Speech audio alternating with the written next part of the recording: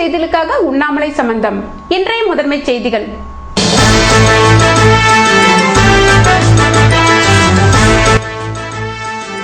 சாம்பன் புதனை முன்னிட்டு பிப்ரவரி 18ஆம் தேதி கத்தோலிக்க கிறிஸ்தவ ஆலயங்களில் வழிபாடு.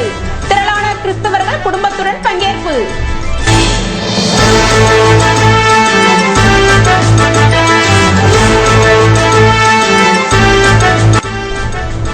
சிந்தனை சிற்பி சிங்காரவேலர் பிறந்த நாள்.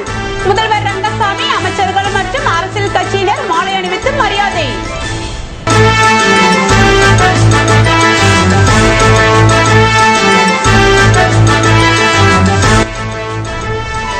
அடுக்குமாடி குடியிருப்பில் கதவை உடைத்து கொள்ளையடித்த தமிழக வாலிபர் கைது. அர்த்தநாரீஸ்வரர் சிலை உள்ளிட்ட பொருட்கள் மீட்பு. இனி விரிவான செய்திகள். புதுவை சாம்பல் புதனை ஒட்டி ஆலயங்களில் நடைபெற்ற சிறப்பு பிரார்த்தனைகளில் திரளான கிறிஸ்தவர்கள் கலந்து கொண்டனர். சிலுவையில் இயேசு உயிர்விடும் தினமான புனித வெள்ளிக்கிழமையை ஒட்டி அதற்கு முந்தைய 40 நாட்கள் தவக்காலமாக ஆண்டுதோறும் கடைபிடிக்கப்பட்டு வருகிறது. இதன் துவக்கம் சாம்பல் புதன் எனப்படும் நாளில் துவங்குவதுண்டு. இதனை ஒட்டி புதன்கிழமை அன்று புதுவையில் உள்ள ஜென்மராக்கினி மாதா பேராலயம், தூய இருதய ஆண்டவர் ஆலயம், நெல்லித்தோப்பு விண்ணேற்பு அன்னை ஆலயம், முத்தியால்பேட்டை மாதா ஆலயம், தட்டாஞ்சாவடி பாத்திமா அன்னை ஆலயம், வில்லியனூர் புனித லூர்தன்னை ஆலயம், அரியாங்குப்பம் ஆரோக்கிய அன்னை ஆலயம், ஆட்டுப்பட்டி அந்தோணியார் ஆலயம், உப்பளம் புனித சவேரியார் ஆலயம் என அனைத்து கிறிஸ்தவ ஆலயங்களிலும் சிறப்பு திருப்பலி பூசைகள் நடைபெற்றன.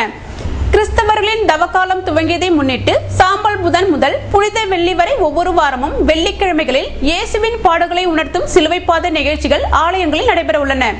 இதேபோல் வெள்ளிக்கிழமைகளில் ஒரு சந்தியும் சுத்த போசனம் போன்றவற்றினையும் கிறிஸ்தவர்கள் கடைபிடிக்க உள்ளனர். தவக்காலம் காரணமாக கிறிஸ்தவர்களில் அநேகம் பேர் மாமிச உணவினை தவிர்த்து ஒருத்தல்களை சாம்பல் புதன் முதல் கடைபிடிக்கின்றனர் என்பது குறிப்பிடத்தக்கது.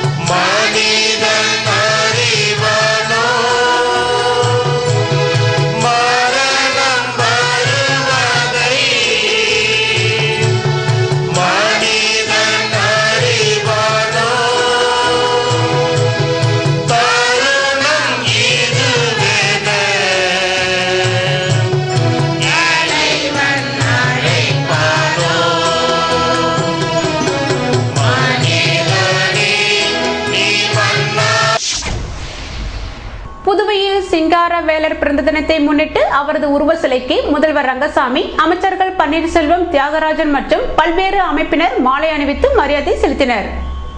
புதுவை அரசு செய்தி மற்றும் விளம்பரத்துறை சார்பில் சிங்காரவேலர் பிறந்த தின விழா புதன்கிழமை கொண்டாடப்பட்டது.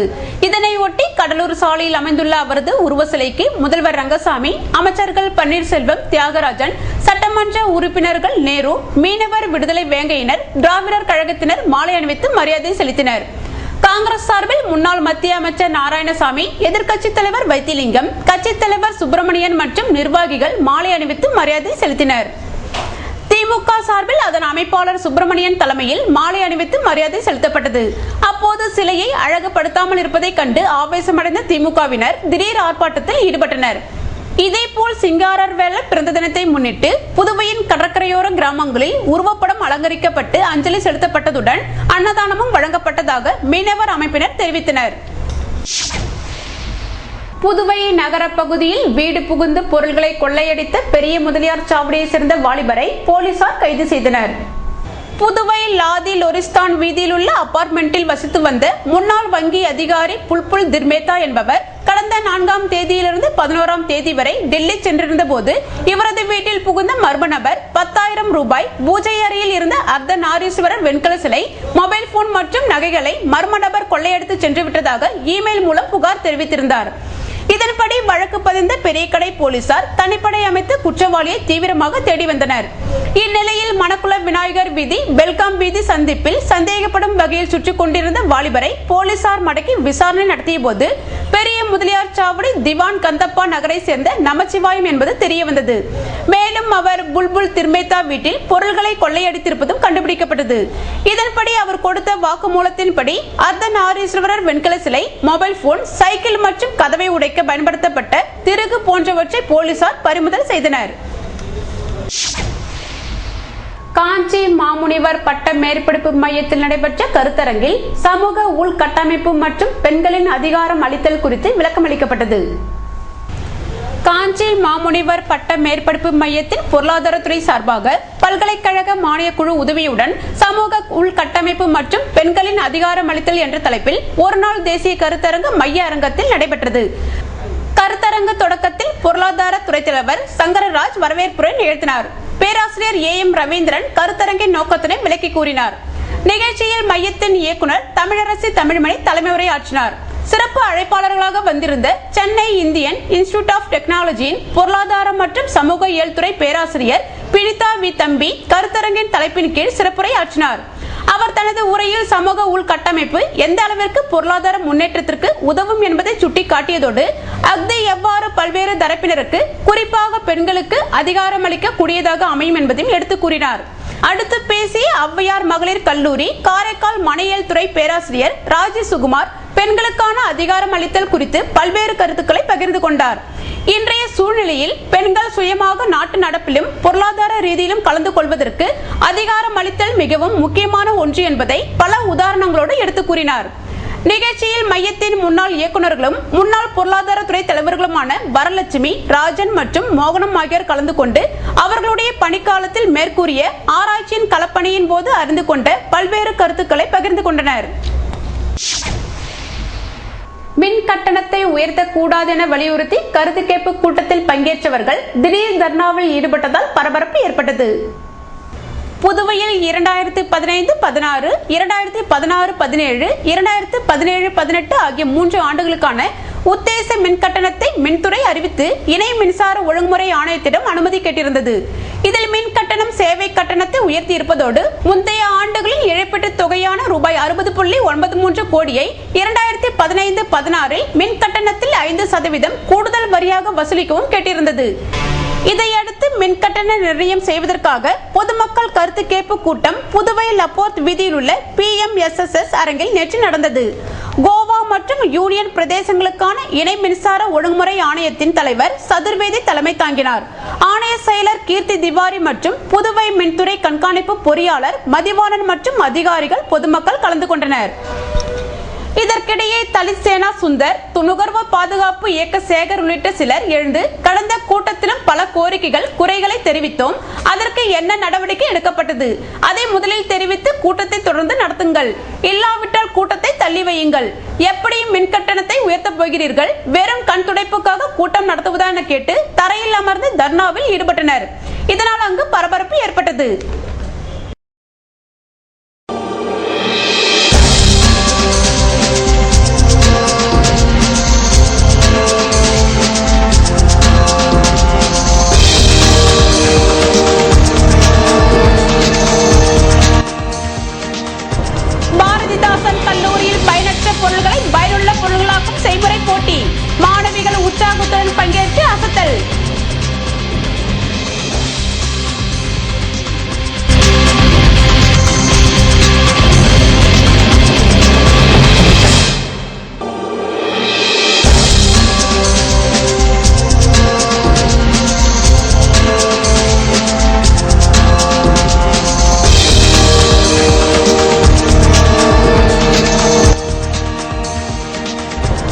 சிவராத்திரியை முன்னிட்டு கோவில்களில் நடந்த சிறப்பு பூஜைகளில் பக்தர்கள் பங்கேற்பு. விடிய விடிய நடைபெற்ற நிகழ்ச்சியால் நெகிழ்ச்சி. விவரம் விளம்பர இடைவெளிக்கு பிறகு.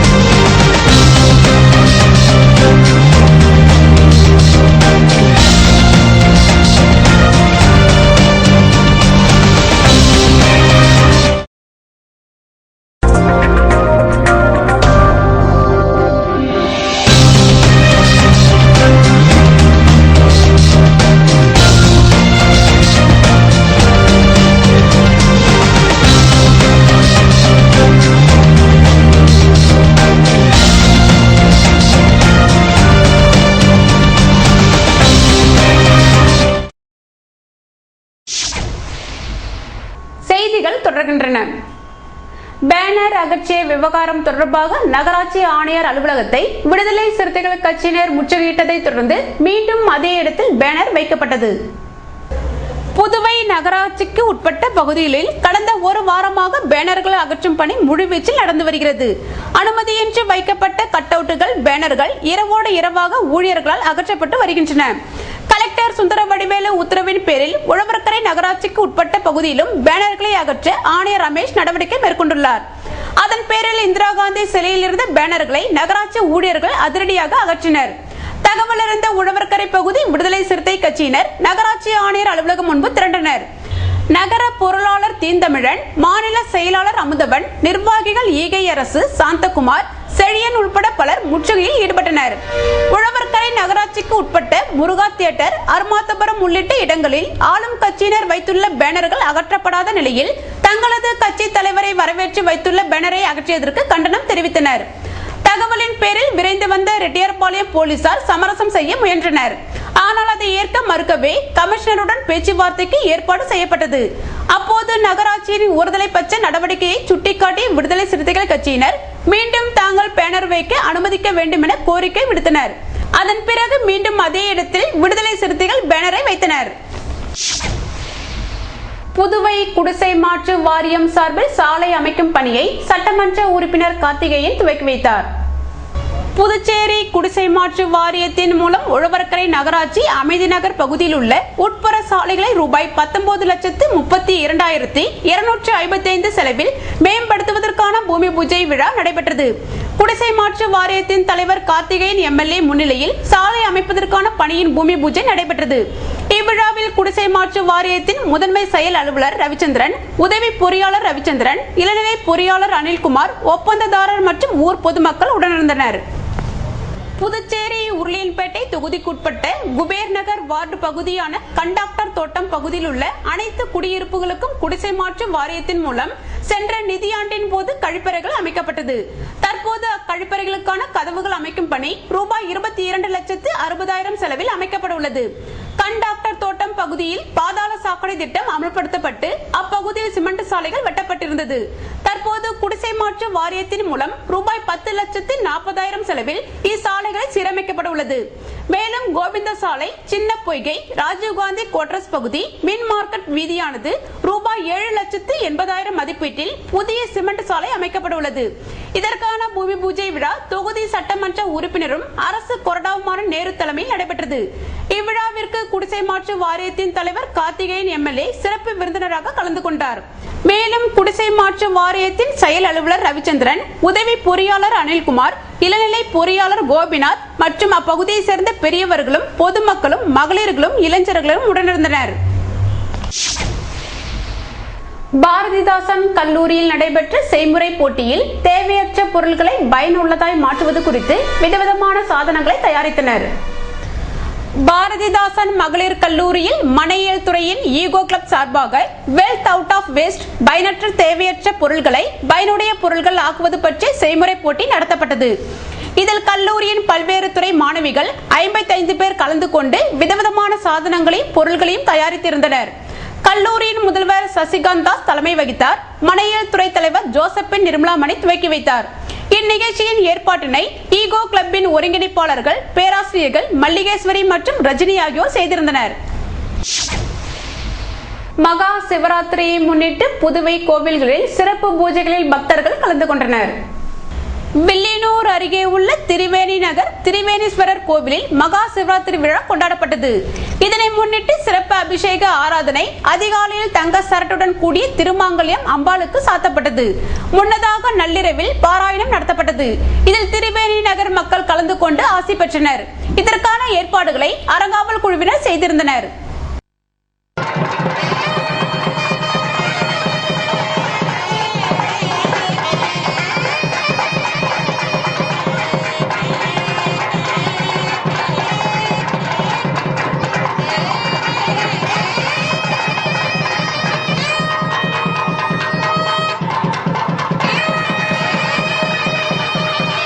இதேபோல் கண்டமங்கலம் அருகே உள்ள நவமால் காப்பேரி மருதீஸ்வரர் கோவிலில் சிவராத்திரியை முன்னிட்டு சிறப்பு பூஜைகள் நடத்தப்பட்டன. இதில் அப்பகுதியை சேர்ந்த மக்கள் கலந்து கொண்டனர்.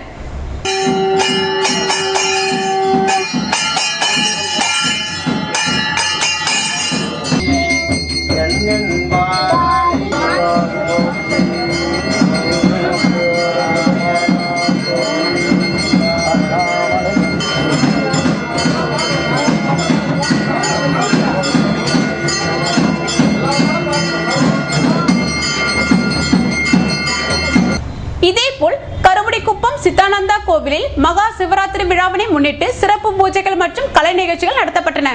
இதில் புதுவையின் பல்வேறு பகுதியிலிருந்து பக்தர்கள் பங்கேற்றனர். இதேபோன்று புதுவை செஞ்சி சாலை அங்காள பரமேஸ்வரி கோவிலில் மாசி மாத திருவிழாவினை முன்னிட்டு புதன்கிழமை அன்று கணபதி ஹோமம் நடைபெற்றது. இதில் டாக்ஸி ஓட்டுநர்கள் மற்றும் விழா குழுவினர் கலந்து கொண்டனர். அதிமுக பொதுச் செயலாளர் ஜெயலலிதா பிறந்தநாளை முன்னிட்டு நடத்தப்பட்ட மருத்துவ முகாமில் திருபுவனை தொகுதி மக்கள் பங்கேற்று பயன்பெற்றனர். புதுவை மாநில அதிமுக சார்பில் தமிழக முன்னாள் முதல்வர் ஜெயலலிதாவின் பிறந்தநாளை முன்னிட்டு இலவச மருத்துவ முகாம் திருபுவனை ஸ்ரீராம் திருமண நிலையத்தில் புதன்கிழமை நடைபெற்றது. இதனை மாநில செயலாளர் புருஷோத்தமன் எம்எல்ஏ துவக்கி வைக்க இதில் முன்னாள் பாராளுமன்ற உறுப்பினர் ராமதாஸ் மற்றும் கட்சி நிர்வாகிகள் கலந்து கொண்டனர். மேலும் மருத்துவ முகாமில் பங்கேற்று அப்பகுதி மக்கள் சிகிச்சை பெற்று சென்றனர்.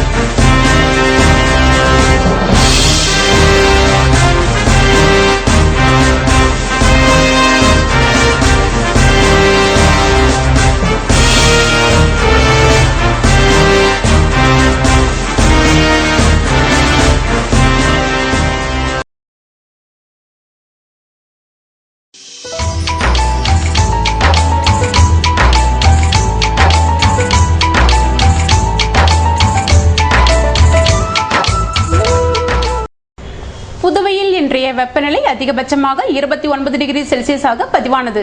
நாளைய வானிலை 30 டிகிரி செல்சியஸாக காணப்படுவதுடன் இரவில் கடும் குளிருக்கு வாய்ப்பிருப்பதாக வானிலை மையம் தெரிவித்துள்ளது. புதுவை கடற்கரையிலிருந்து சுமார் 50 கிலோமீட்டர் தூரம் வரை இன்று 3 அடியாக காணப்பட்ட கடல் அலை உயரம் நாளை 2 அடியாக காணப்படும் என்றும், தென்மேற்கு திசையிலிருந்து 21 கிலோமீட்டர் வேகத்தில் காற்று வீசும் என்று சென்னை வானிலை மையம் தெரிவித்துள்ளது.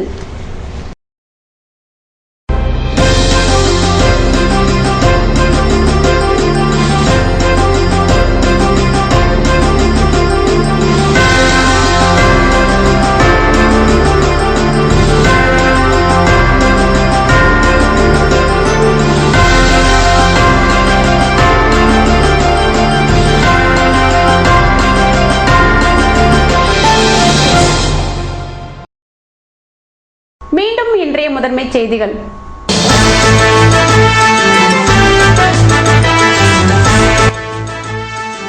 சாம்பன் புதனை முன்னிட்டு பிப்ரவரி 18ஆம் தேதி கத்தோலிக்க கிறிஸ்தவ ஆலயங்களில் வழிபாடு.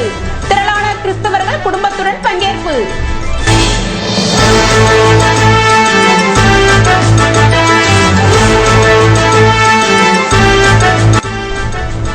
சிந்தனை சிற்பி சிங்காரவேலர் பிறந்த நாள். முதல்வர் ரங்கசாமி, அமைச்சர்கள் மற்றும் அரசியல் கட்சியினர் மாலை அணிவித்து மரியாதை.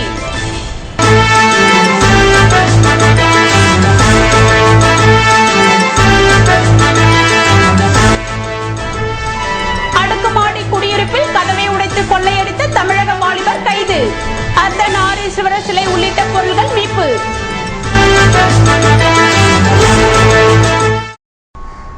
இத்துடன் செய்திகள் நிறைவடைந்தன. வணக்கம்.